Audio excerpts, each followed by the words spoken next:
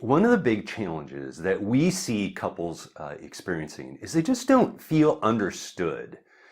So one or both of them feels that the other person just doesn't get it. And honestly, sometimes the other person doesn't get it.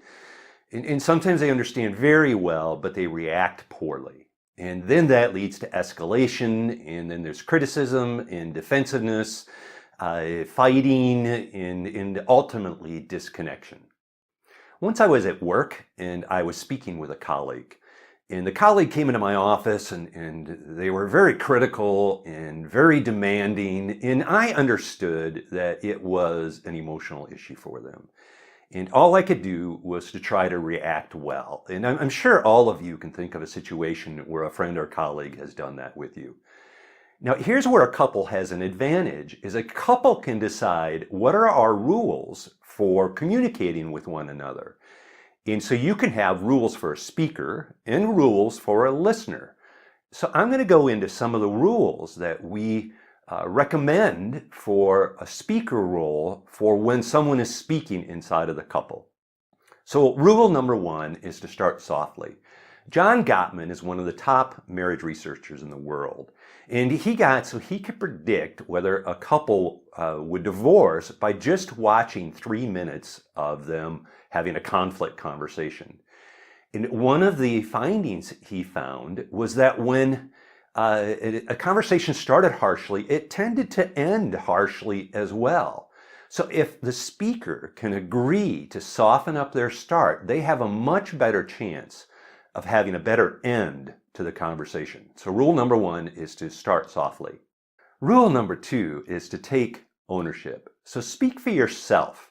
This means using I statements. So when someone expresses how they themselves feel, it's much less likely to come across as critical. So for example, if I say, I feel disrespected when you don't do the dishes, that comes across as much softer, and the focus is on the speaker. But if I walk in and go, you don't do the dishes, that is much more likely to raise defensiveness because I've used a you statement. And this is especially true if you say always or never. So if I say, you never do the dishes, that it will certainly raise defensiveness.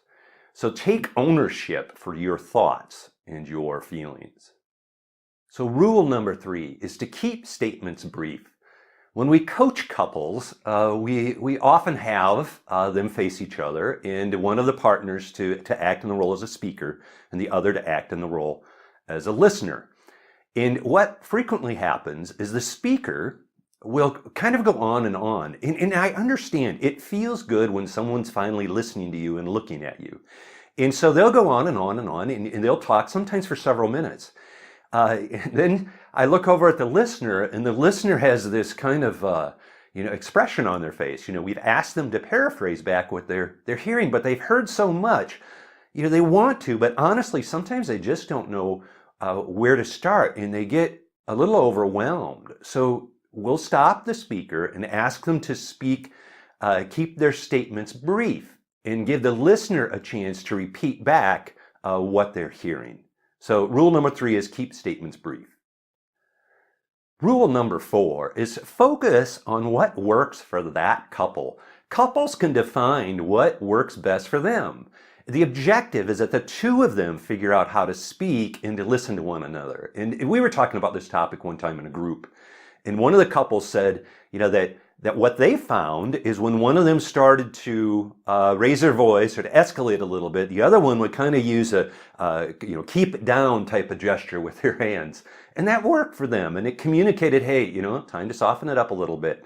And one of the other couples in the group kind of said, oh my gosh, that would just drive us nuts. And that couple both agreed they could not do that because to them it would communicate disrespect. So the point is what works for one couple doesn't necessarily work for another couple.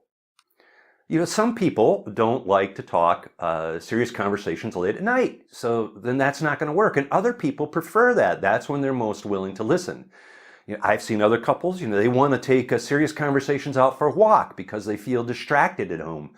And other people say, that would just distract me if we were outside. I want to sit at the kitchen table and look in your eyes. So what works for one couple doesn't necessarily work for another couple and help that couple to figure out their rules and what will work for them. Tips for marriage mentors. Explain these simple rules. Couples don't often have just real practical guidelines, and explaining some of the rules and guidelines can help them to have more productive conversations. I statements. Be sure to encourage them to use I statements. That's about taking ownership for your own thoughts and feelings, and they're much less likely to trigger the other person. And help the couple find out what works for them. And what works for them might not be what you do, but help them to determine their own rules. So those 3 tips again: explain these simple rules, I statements, and help couples find what works for them.